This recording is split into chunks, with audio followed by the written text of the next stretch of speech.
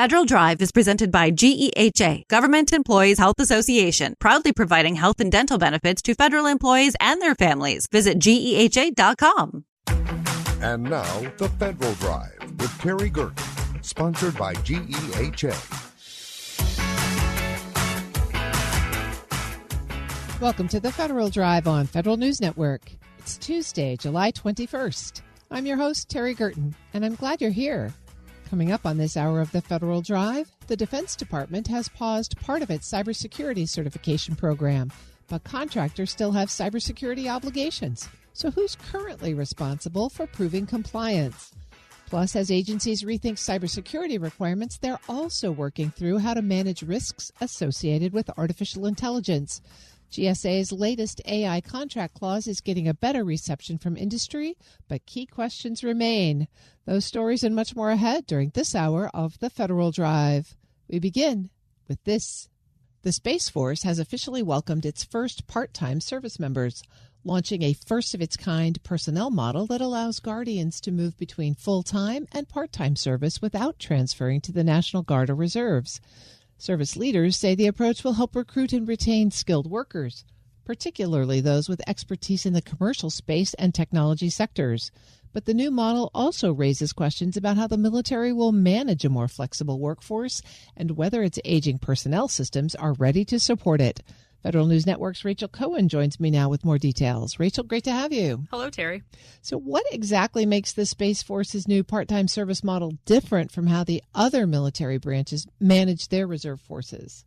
So, I think Brigadier General Matthew Holston, he's the program office head who's overseeing kind of the technical side of combining these components. I think he says it really well in this clip. So what's really great about the Personnel Management Act, it introduced a new term called a service without component for the United States Space Force. What it really means, we're going to break down the barrier that currently exists between an active component and a reserve component.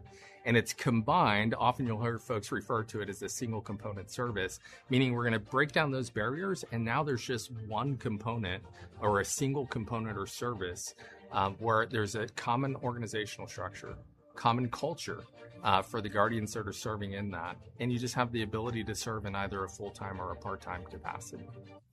Yeah, so most people, are familiar with the three component structure, right? So active duty, Guard, and Reserve. And so the Space Force said, how can we kind of smush this down, make it just one, and make it easier, bureaucratically, less red tape for people, make it more, flexible because life happens.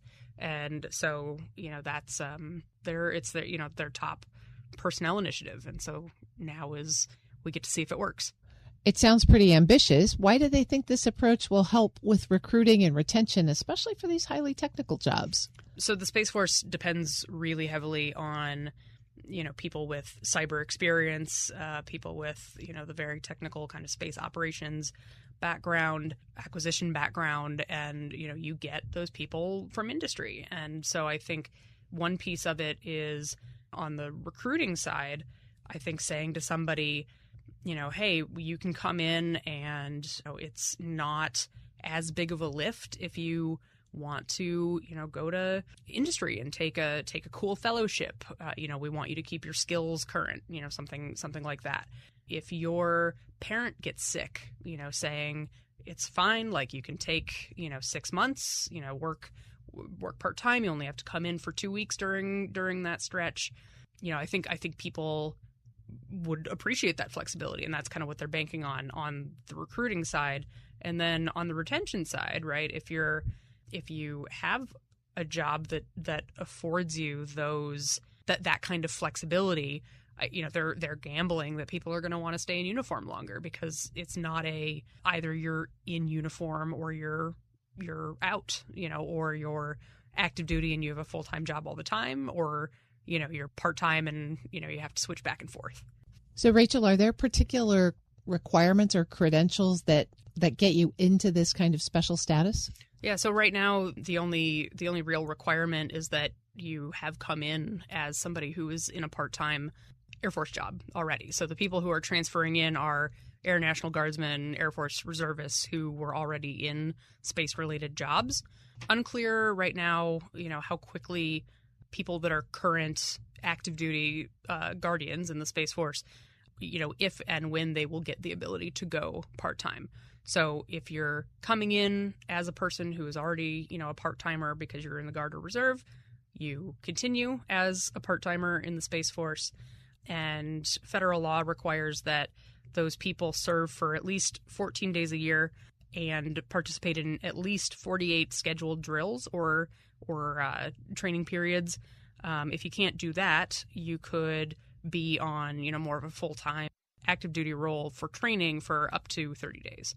So when we say part-time, we're not thinking 20 hours a week like a half-time job. We're thinking periodic segments of performance, right? Yep. More like a person who's in the National Guard or Reserve. Right. So it's, at the heart of it, it's really just, how can we, the Space Force is saying, how can we cut this red tape? How can we have people kind of switch back and forth and open those career opportunities and family opportunities for them, while keeping in mind that, there are personnel requirements, right? There are mission requirements. And so they have to have some way of being able to plan, but not only having people come in, 10 or 20 hours a week. Got it. But not everybody's sold on this idea, right? What complaints do the critics raise? Yeah, there's been a lot of fighting over the last several years about whether to create a Space National Guard or not. Just kind of copy-paste the model that all the other services use onto the Space Force. The Space Force's argument has always been, that's too much bureaucracy. We're not that big of a service. The cost of creating a Space National Guard, would be, higher because of signage and just, all the trappings of creating a new organization. It would be more expensive. And they said, look, we don't think that we need something separate. And so, folks on the Hill, especially those who have space units in their districts, Mike Rogers on HASC, et cetera, very big proponents of creating a Space National Guard because, they wanted those resources. They saw it as the way to kind of beef up space capabilities more than, what they thought kind of a single component, quote unquote, situation would be. Even as Space Force is intent on getting this program underway, you report that there's still some technical hurdles to this. What's keeping this program from really scaling? Yeah, so, each component of a service has its own separate HR IT system. So, they're trying to wrangle all of these people across, one Space Force IT system and then the Air Force Reserve IT system and then the Air National Guard IT system. So, those don't always play nicely with each other. And so that creates hurdles to, perhaps doing this in larger batches or taking the current, quote unquote, full-time active duty Space Force guardians and allowing them to be part-time. So, there's some kinks that they have to work out just in terms of what data each system can see, all of that kind of thing. So it just fits into sort of the larger IT modernization, that's needed department-wide. That's Federal News Network's Rachel Cohen. Rachel, thanks for bringing us this story. It'll be interesting to watch how it plays out. Yeah. Thank you, Terry. You can find Rachel's story at federalnewsnetwork.com. Up next, the Defense Department has paused part of its cybersecurity certification program, but contractors still have cybersecurity obligations. So who's currently responsible for proving compliance? This is the Federal Drive with Terry Gerton on Federal News Network. Print servers in federal environments create risk and unnecessary complexity. Every new printer, location, or policy adds strain to infrastructure that was never built for today's demands. FedRAMP High Authorized Printer Logic eliminates print servers with a secure cloud-native, zero-trust solution designed for federal IT. With advanced security, centralized control, and simplified management, agencies can modernize print without added burden. See what secure serverless printing looks like. Visit Vasion.com to learn more.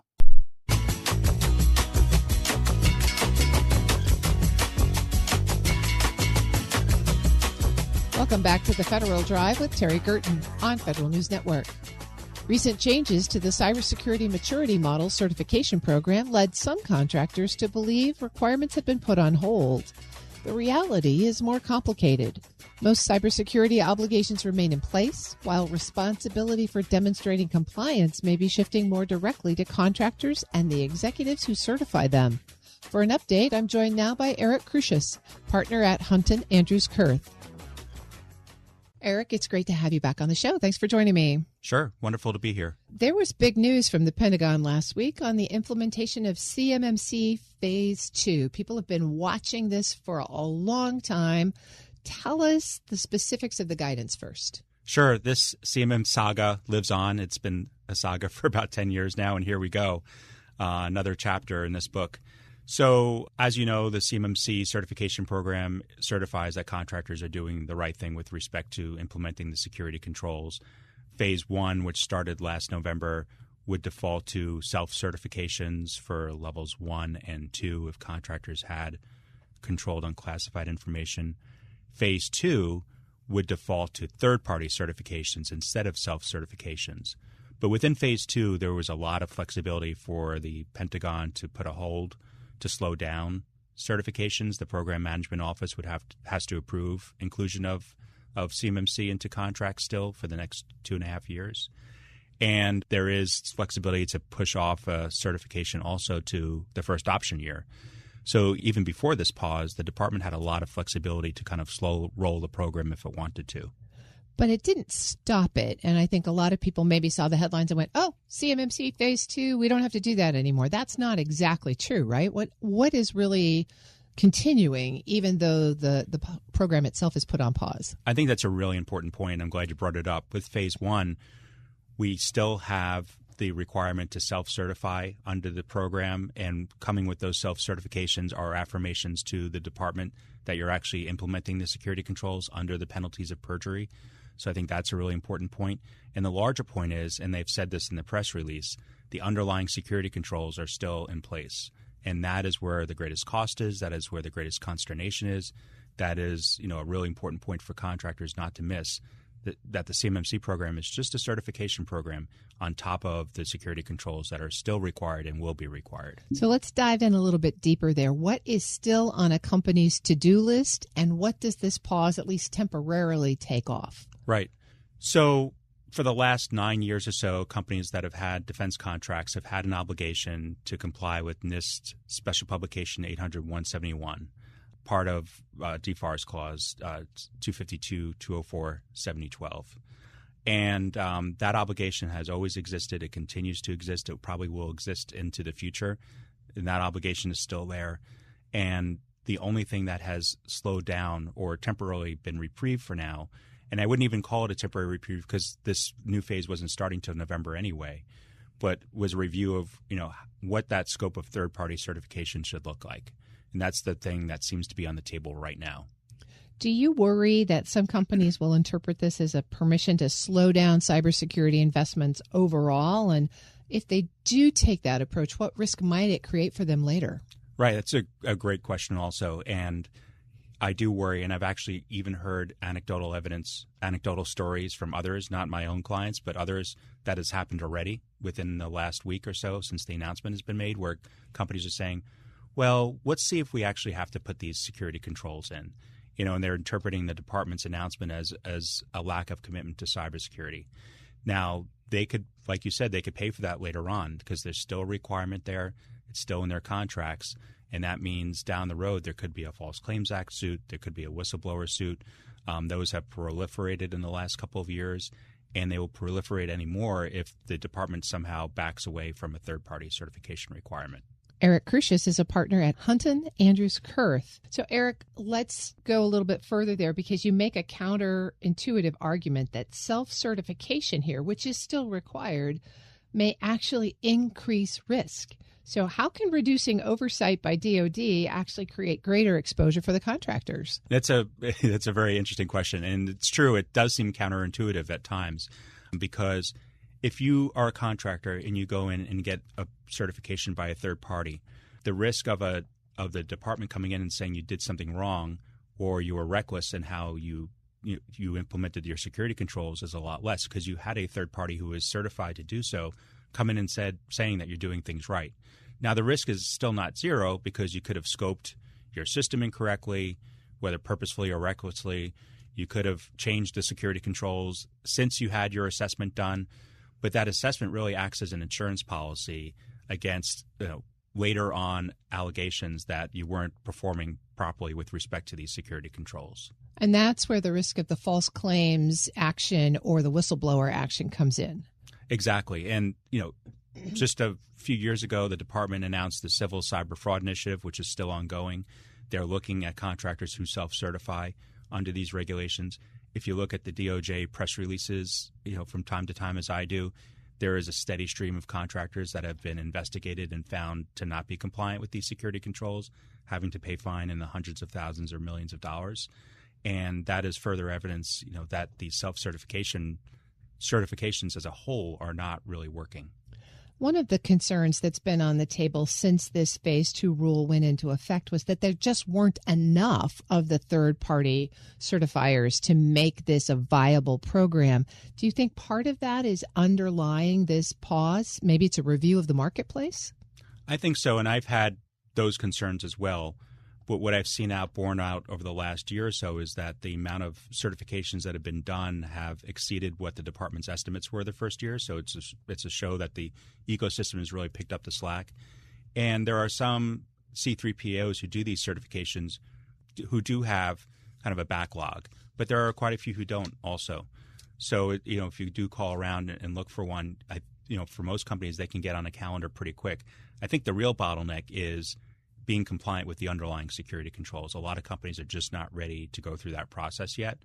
And I think that's further evidence that a third-party certification program could be very helpful in enforcing those requirements. So if you are an executive and you're going to sign that self-attestation today, or you're on the board of a company trying to figure out if you can actually say we're compliant, while the suspension is in effect, what are the documentary evidence pieces or other sorts of things you should make sure you've got lined up so that when the pause is lifted, whatever the new procedures might be, you're in good shape? Exactly, yeah. So still making sure that those security controls are in place, documenting compliance with each one of those controls, whether you're doing it yourself or having a third party come in and help you do it. And those affirmations, we have, under the Supreme Court case that came out, it's about 10 years ago now, Escobar, implicit certifications are a basis under the False Claims Act for liability. But here we don't have implicit certifications anymore. Arguably, I could argue the opposite if I have a case involving it. Explicit certifications are happening because companies have to put in these affirmations in even under Phase 1.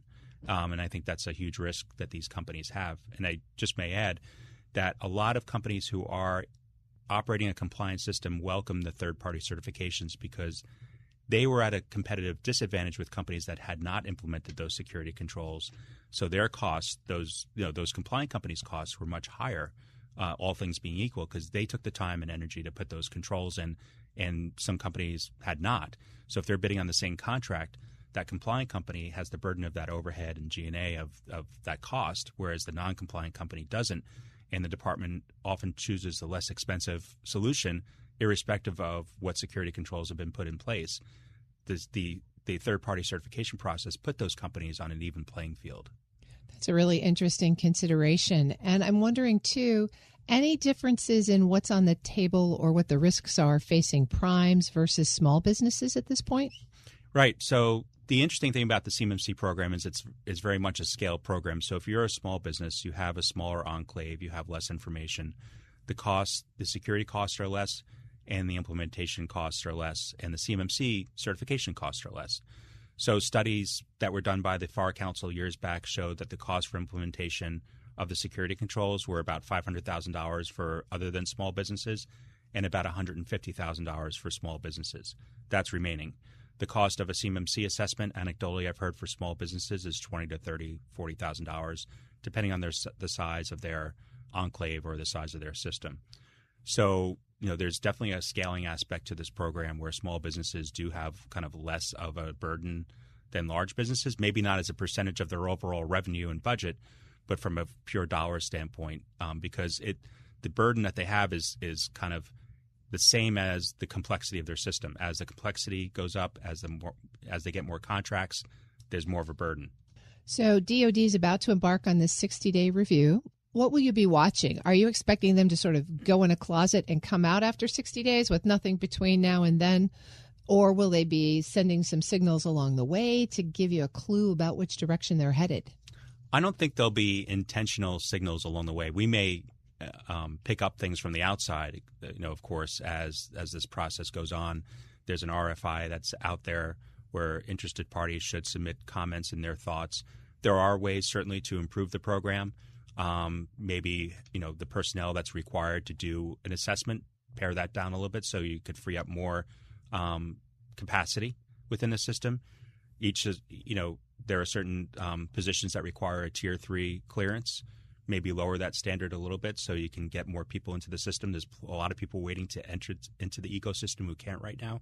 Those are some very simple things where the department can unleash, a lot more capacity onto the ecosystem itself and meet any kind of demand that could be anticipated. But to answer your original question, I don't think we'll hear very much between now and that 60-day date. And I don't know that we'll hear anything on day 60.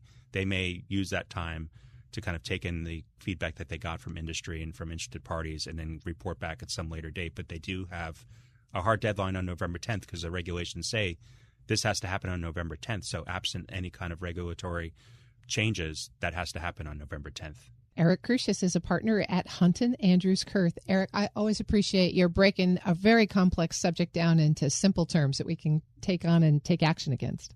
Absolutely. Wonderful to be here. We'll post this interview at federalnewsnetwork.com/Federal Drive. Hear the Federal Drive on demand. Subscribe wherever you get your podcasts. Still to come, if there's a common thread running through debates over cybersecurity requirements, AI rules, and other acquisition policies, it's uncertainty. We'll examine what those evolving requirements mean for contractors trying to plan and invest for the future.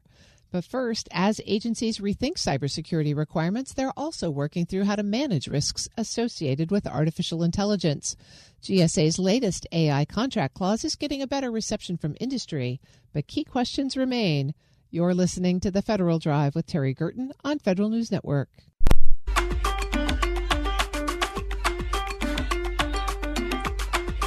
Welcome back to The Federal Drive with Terry Gerton on Federal News Network. GSA is taking another run at what could become the federal government's first acquisition clause focused specifically on large language models. After significant industry pushback, the agency revised its proposal and is now receiving feedback on a new draft. Here to break down the feedback from last week's public listening session is Dan Ramish, partner at Haynes Boone.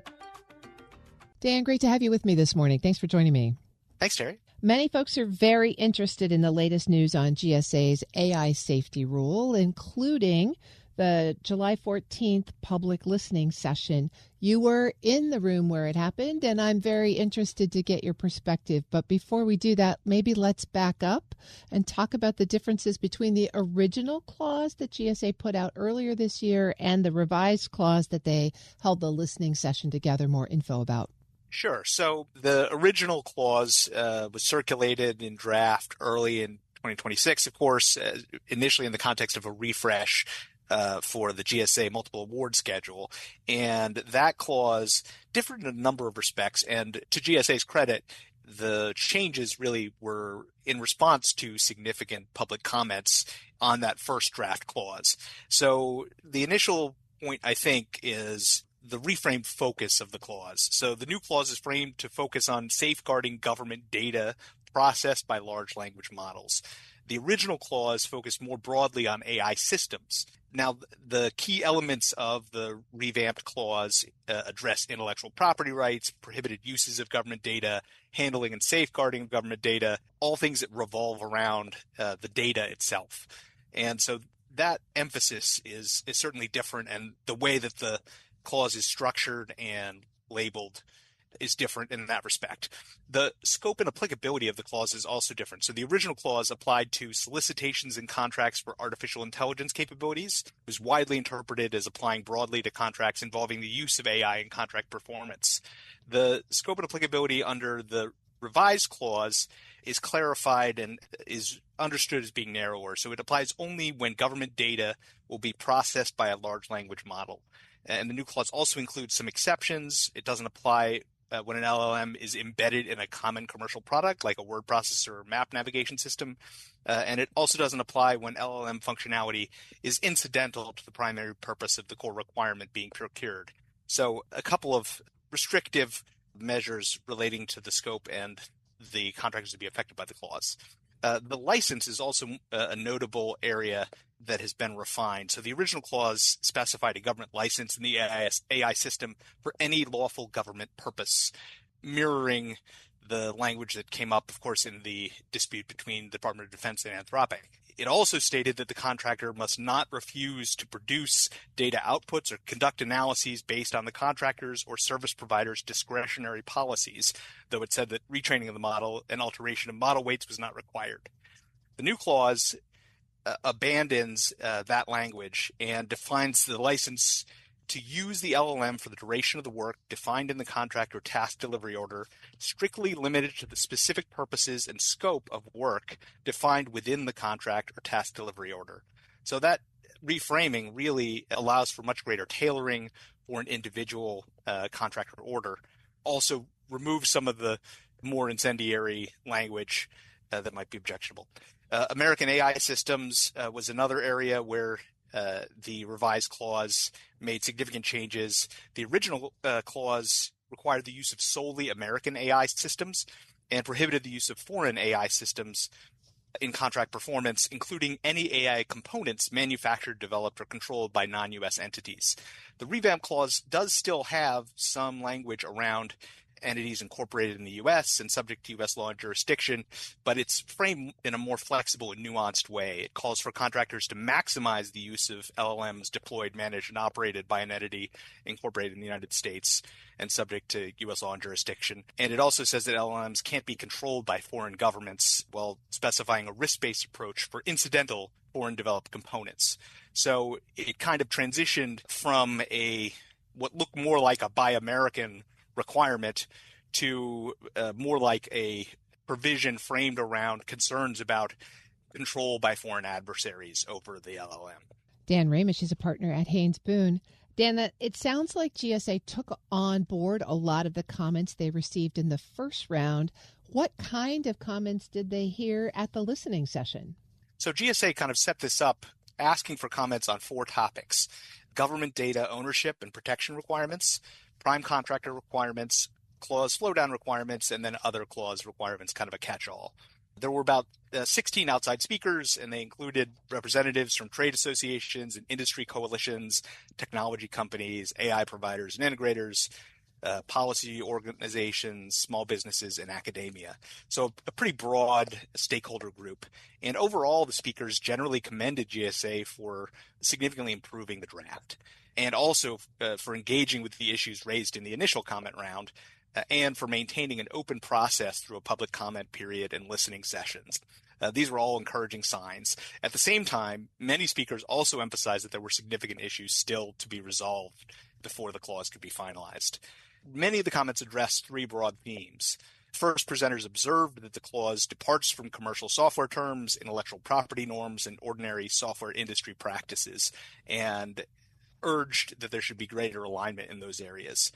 Second, many speakers explained that the flow-down obligations present practical challenges because prime contractors may not be able to force third parties, such as LLM providers, open source publishers, and independent providers to accept or perform the proposed terms.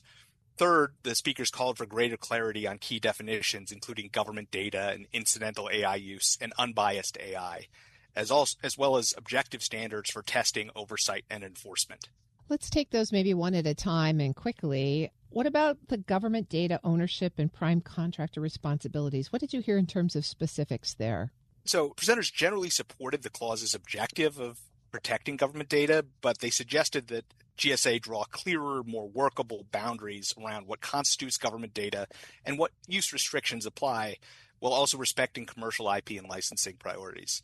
So GW Law Associate Dean Jessica Tiltman discussed the challenges of protecting against uses of government data beyond just training, including informational advantages that contractors receive from observing an agency's patterns of use. So how the agency works, where it struggles, what it values, and what it might need next, all information that would be valuable to a contractor and confer an unfair competitive advantage. So Dean Tiltman explained that the hard cases involve drawing the line between ordinary system data and protected government data, determining when government-specific information has become generalized, such as where a contractor learns a broad design principle that's not based solely on government-specific information and is also supported by other experience. So maybe where a contractor should be able to retain some ability to use the data, that kind of derivative generalized data. She recommended using a functional test to define what information triggers protections rather than relying only on examples. And she suggested defining when later application of generalized lessons remains a prohibited use of government data. Another notable commenter was Megan Peterson of Information Technology Industry Council, who urged GSA to better align the clause with customary commercial terms and practices. And she focused particularly on the data definitions, noting that data outputs was defined to include items such as metadata and logs, which are generally system generated and typically would be owned by the AI system provider in a commercial context. And she also explained that under standard commercial practice, the contractor generally owns its background IP and custom developments, while the government retains ownership of its own data and typically receives a license to use custom developments for the duration and scope of the contract. She said, by contrast, the GSA clause would create some confusion about when system level or back-end data becomes government property. And more broadly, she recommended that the clause's data ownership and licensing provision should be revised or arguably removed for commercial providers, because under established regulation and policy and practice, commercial solutions are generally supposed to be provided to the government under the same terms and conditions that are generally available to the public. And this GSA clause, in her view, departed from that established rule and practice. Sounds like there's a lot of technical concerns here. Were there any other sort of general comments, categories around flow down requirements? We've heard quite a bit about that in the lead up to this session. Yes, so the flow down requirements were one of the notable changes. The original draft had only contemplated prime contractor and service provider roles, whereas the revised clause contemplated different roles within the LLM ecosystem. So it actually broke out separate flow down clauses for LLM developers, LLM system operators, LLM system integrators, and LLM system providers, and essentially anticipated that the prime contractor would flow down only specific paragraphs to each subcontractor or supplier based on what role they played or roles. And so that framework is a pretty significant departure. The concerns that were voiced really were around the practical ability of the prime contractor to require some of its business partners to accept these terms. And so, for example, prime contractors typically wouldn't have leverage to require an upstream LLM provider that developed the AI model to accept the terms. And the offshoot of that could be that it just would become impractical to use the vehicle. If the clause is in the prime contract, there would be no way for the prime contractor to get the LLM model provider to accept it. The offshoot of that might be that the government end customer just uses a different vehicle instead of the GSA vehicle if there's no way to, if they don't get buy-in from the LLM provider. The other area here that presented particular concerns was, open source and open weight models. And some of the commentators noted that the upstream model publishers make model weights or code available publicly, but never touch the government data or participate in federal deployment or have any contractual relationship with the government, and that those open source developers wouldn't be in a position to comply with these requirements, and so it should be treated differently. So, Dan, what's going to happen next? GSA got an earful, it sounds like, from this listening session. They're still seeking additional comments. Where do you think this goes from here? So written comments on the clause are due on August 3rd, 2026. GSA mentioned repeatedly that they are eager to receive written comments. So interested parties should be sure to prepare those written comments and get them submitted before the deadline. And GSA seems very receptive to additional feedback to refine the clause before they finalize it. Well, that's good to hear. This is an important one to get right. So thanks so much for breaking all this down for us. Thanks, Terry. Dan Ramish is a partner at Haynes Boone, and we'll post this interview at federalnewsnetwork.com/Federal Drive. Subscribe to the Federal Drive wherever you get your podcasts. Coming up next, if there's a common thread running through debates over cybersecurity requirements, AI rules, and other acquisition policies, it's uncertainty. Contractors are still trying to understand what the government expects of them. This is the Federal Drive with Terry Gerton on Federal News Network.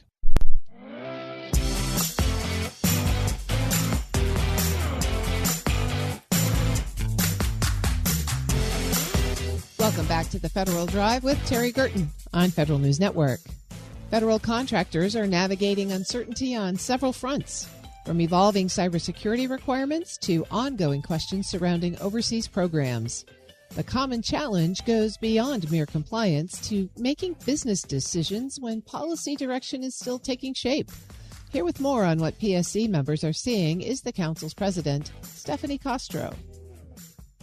Stephanie, great to have you. Thanks so much for joining me today. Thanks for having me, Terry. There has been a lot of focus over the last couple of weeks on the Pentagon's pause of the CMMC process and a lot of thought about what they might do next. But you have a different perspective out there working with the contractors. Folks are still having to make decisions today. So what are you hearing from PSC members about how they're responding while this is all sort of up in the air? You know, that is a great question and something that we've been talking with a lot of our member companies about since the suspension began.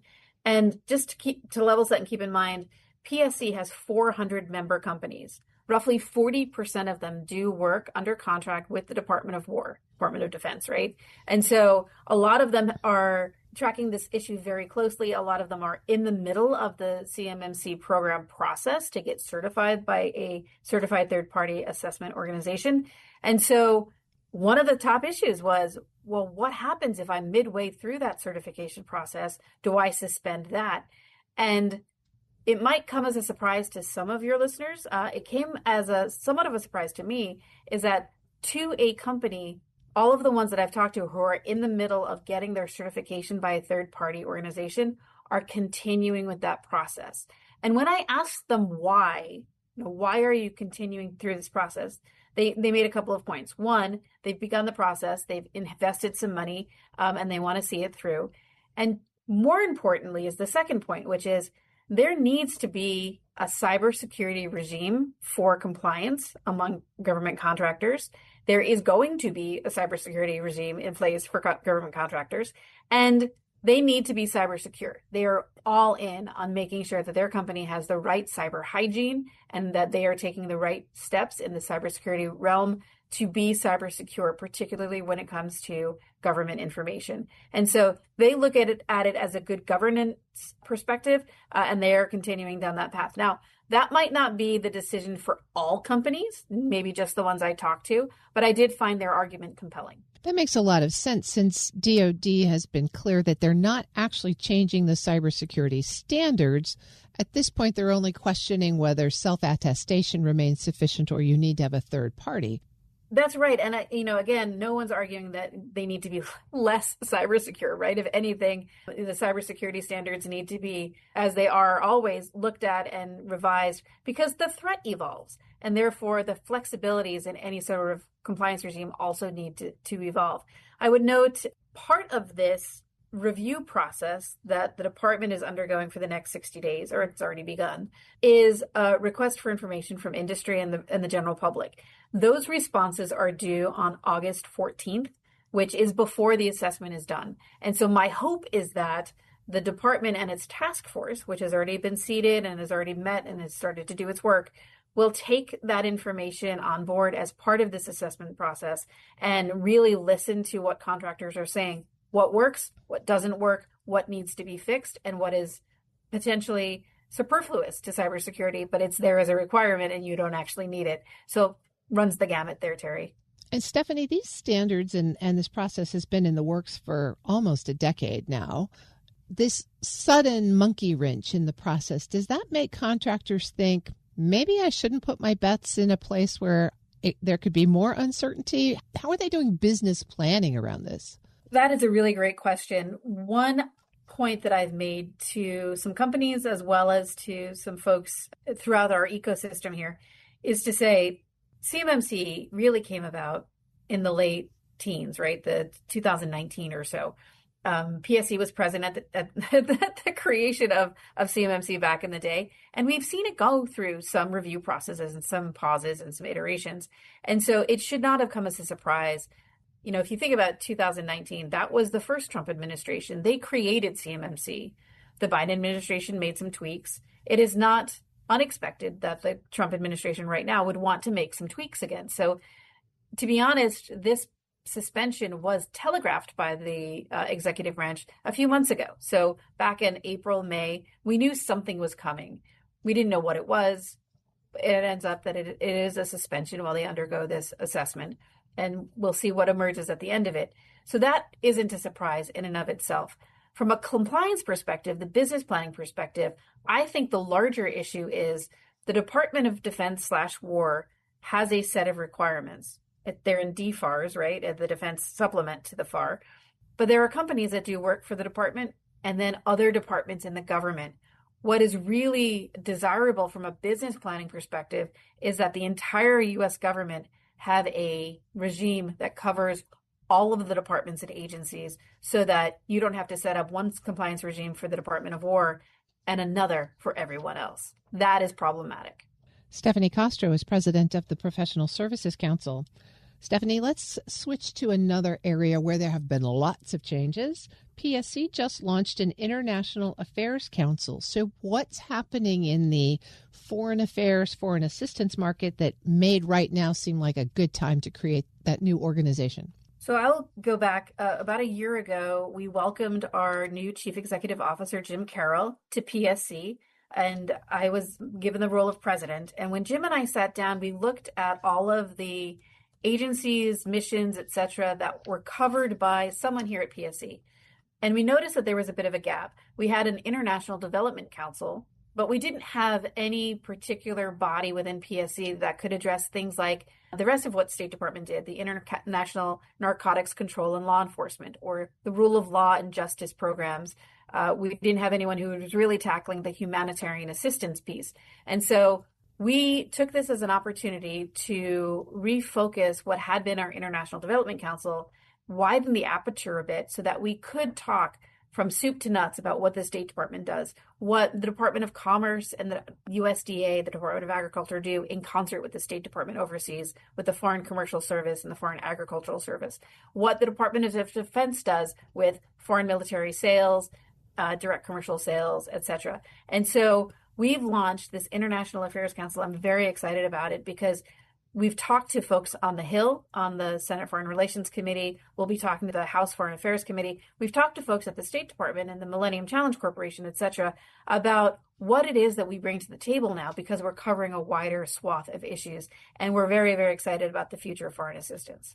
When you look at this space, and you've covered several agencies that all have a finger in the international affairs pie, how do you make sense of that? What are the issues you're bringing forward on behalf of your members? What are the big concerns? Well, I would say the top issue, as it has been for the last 16 months, is to ensure that our member companies can get reimbursed for work they performed under contract, whether it was under the Biden administration or the early months of the Trump administration before USAID was, I'll say, dismantled or otherwise placed under the auspices of the Office of Management and Budget. So reimbursement of outstanding invoices is top of mind, getting them paid. And part of that is also some of the termination settlement proposals. So when contracts are terminated, you go through a process where the government customer and the contractor go through and agree upon what costs can be paid to the contractor to make them whole at the end of this termination process. That is the top issue for us right now, is to make sure that appropriate payments are being made to our member companies. In addition, we want to be at the table as the executive branch goes through what the future of foreign assistance looks like. And we've heard both Secretary of State Rubio, and others talk about humanitarian assistance, security cooperation, etc., really also support to the United Nations and other international organizations on behalf of the American people to make sure that the American taxpayer is getting a return on investment. I think the contracting workforce has a lot of value to add to this discussion, and I look forward to engaging with the State Department and others through our International Affairs Council towards that end, to make it a good value for the American taxpayer and to advance U.S. interests overseas. It's a great reminder that it's not just American federal workers, but also the contract workforce that is spread across the world. Stephanie Castro is president of the Professional Services Council. Stephanie, thanks as always for joining me. It's been great, Terry. Thank you. We'll post this interview at federalnewsnetwork.com/Federal Drive. Subscribe to the Federal Drive wherever you get your podcasts. Federal agencies are facing growing pressure to replace heavily customized legacy business systems with commercial off-the-shelf platforms that are easier to maintain, update, and secure. At the Defense Logistics Agency, officials are treating their enterprise resource planning modernization project as more than just a technology upgrade. DLA says it's using the transition as an opportunity to rethink how it does business as DoD pursues its first clean audit. Daryl Roberts is DLA's Chief Information Officer. He talked about the work with Federal News Network's Jory Heckman. As we did our review, we looked at our ERP, and we, like most government agencies, we had a lot of technical debt. We had customized the ERP in its core code to the point where it was going to be nearly impossible for us to transition to the new baseline. And so we started that digital business transformation journey back in 2021 to actually buy down our technical debt, try to decustomize as much as we could our ERP through business process reengineering. And where we couldn't decustomize the ERP, how could we leverage low-code platforms, business process change, automation, et cetera, so that we weren't changing or trying to carry that debt onto the new platform. And so the emphasis of that change was the commercial technology baseline changing. The opportunity space for us was to actually relook our business processes and say, hey, how can we return to standard, be more commercial, but really understand where we needed to be customized because of laws, regulations, or other responsibilities as a government organization. Can you offer up any examples of some of those business processes that were revisited and some instances where you guys could return to a more commercial off-the-shelf environment? Yeah, absolutely. A huge one for us through some of our financial dealings, right? There were certain things we have to be financially auditable. The commercial standard for a lot of ERPs out of the box is financially auditable. And so we've been able to update and change some of our internal processes from a financial perspective to align more with the commercial financial standard. Another big piece for us is our procurement. You would think from a federal government perspective it would be completely customized, but because of the federal offerings that are offered by these commercial vendors, we had a completely government-built procurement system that we've been maintaining for the past 10, 15 years. We're on track to actually use the out-of-the-box capability that was built for public sector. So from a sustainment perspective, that's a huge cost savings in terms of not having to maintain government developers, as well as the knowledge management risk. As people retire, how you built the system, why you built the system typically retires with the individual. We now aren't responsible for that sustainment of knowledge management. We can benefit from the commercial sector in that respect. Absolutely. And you mentioned that 2030 deadline. That's still a ways away, but it'll be here before you know it. How is DLA managing the short-term needs for system support with the long-term need for ERP modernization? What does that journey look like for the next couple of years going forward? Yeah, so the great thing there for DLA, we've actually accelerated that 2030 timeline. Some of that on our own from a need perspective. The other part of that is based upon department direction. The need to be auditable by 2027 was a huge driving factor for us. And so we actually accelerated our timeline because for us we needed to have a firm technical baseline leading into the audit so we could normalize the process, train our workforce, create the evidentiary matter that would allow us to pass audit. And so from 2021 to 2026, we actually went live with our new version of the ERP. So as of February, our finance, our warehousing, our distribution and disposition services are all on the new technical baseline for the ERP. The remaining part is the procurement for public sector piece, and that will align on the new baseline at the beginning of FY28. So we actually have accelerated our 2030 deadline by about 3-4 years. That's pretty extraordinary. Unpacking that a little bit more, what led into that accelerated timeline? What were kind of the things that went right that allowed that faster timeline? Our governance, our oversight, our leadership commitment to the change and the importance and prioritization of that change for the agency. This was a focal point for our leadership. So from a governance perspective, we met monthly from 2021 through 2025 and actually govern our prioritization. We talked about customizations, and they were approved at the executive level, the general officer level, if we were going to customize. I think some of the other things that helped us was we focused on change management and training. So it wasn't a technical-led change, even though that was the reason why we were accelerating the change. We really looked at it from a cultural, organizational perspective and really focused on the training of the workforce, the knowledge of the workforce. We actually changed some of our techniques in terms of as we were designing the platforms for deployment and development, our functional users were actually there as we developed the product.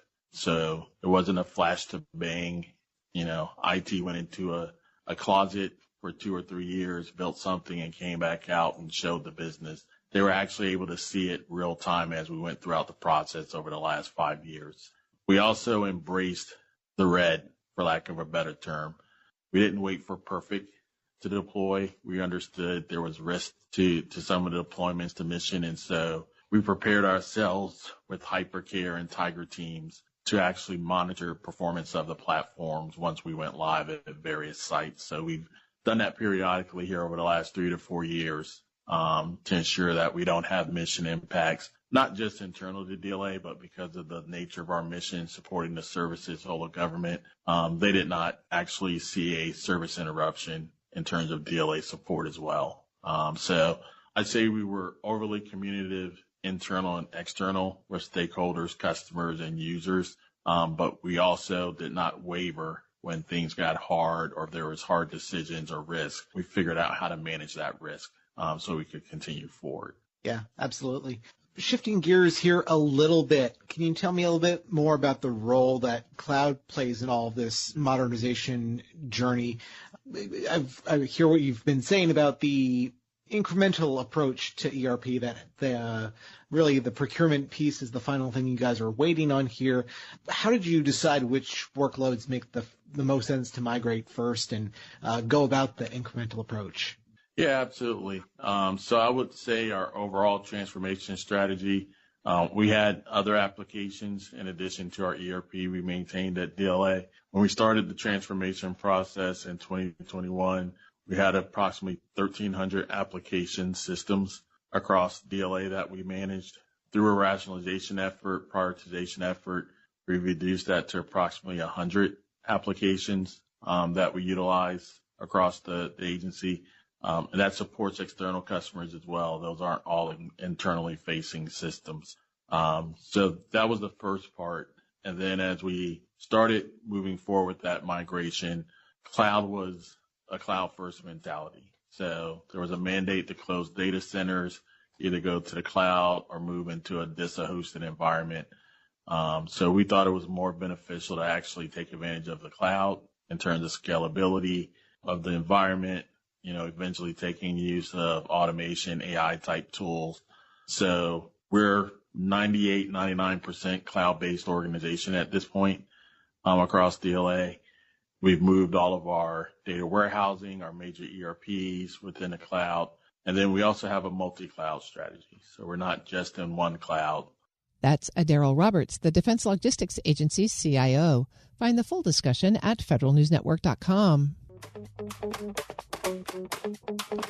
The Federal Drive with Terry Gerton is produced by Eric White and Michelle Sandiford. Our web editor is Stephanie Wright. As agencies look to stay connected anywhere and everywhere, satellite technologies are becoming a critical part of the mission toolkit. Join Federal News Network today through Thursday for our Space and Satellite Exchange and a first-hand look at the future of federal connectivity. Register now at federalnewsnetwork.com. For the latest updates, stay with federalnewsnetwork.com or follow us on Facebook, YouTube, and LinkedIn. I'm Terry Gerton. Thanks for listening.